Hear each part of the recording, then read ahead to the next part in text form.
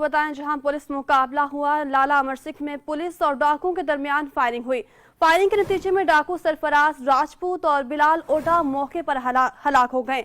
दोनों डाकू पुलिस को दोहरे कत्ल समेत मुतअद्दिद वारदातों में मतलूब थे। डाकू ने चंद रोज कबल मेन बाजार में दौरान डकैती 2 राहगीरों को गोलियां भी मारी थी। आबाद से आपको बता रहे हैं जहां पुलिस मुकाबला हुआ, लाला अमरसंघ में पुलिस और डाकुओं के दरमियान फायरिंग भी हुई। फायरिंग के नतीजे में डाकू सरफराज राजपूत और बिलाल ओडा मौके पर ही हलाक हो गए। दोनों डाकू पुलिस को दोहरे कत्ल समेत मुतअद्दिद वारदातों में मतलूब थे। हमारे साथ इस वक्त मौजूद है अब्बास आबिद, बताइएगा पुलिस का मजीद क्या कहना था? जी बिल्कुल, मैं आपको बताता चलूं कि पिछले दिनों मिंचराबाद में एक के बाद दूसरे 2 जो डकैती की वारदातें हुई थी, उसमें बाप बेटे समेत 2 जो दुकानदार थे किराना वाले, वो हलाक हो गए थे, शहीद हो गए थे।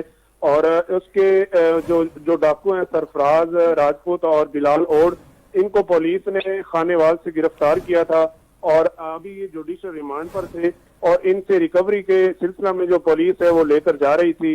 और मिंचराबाद के नवाई इलाका जो लाला अमरसंघ के नाम से है, वहां पर इनके जो साथी थे मुसल्ला डाकू 4, उन्होंने फायरिंग कर दी पुलिस पार्टी पर, जिसके नतीजे में उनके अपने ही 2 साथी सरफराज राजपूत और बिलाल ओड ये मौका पर जांबाहक हो गए।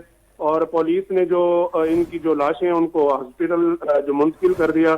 और पुलिस का कहना है कि हम रिकवरी के लिए इनको लेके जा रहे थे तो इनके अपने साथियों ने हम पर फायरिंग कर दी और इनके साथियों की फायरिंग से ही। आपका बहुत शुक्रिया।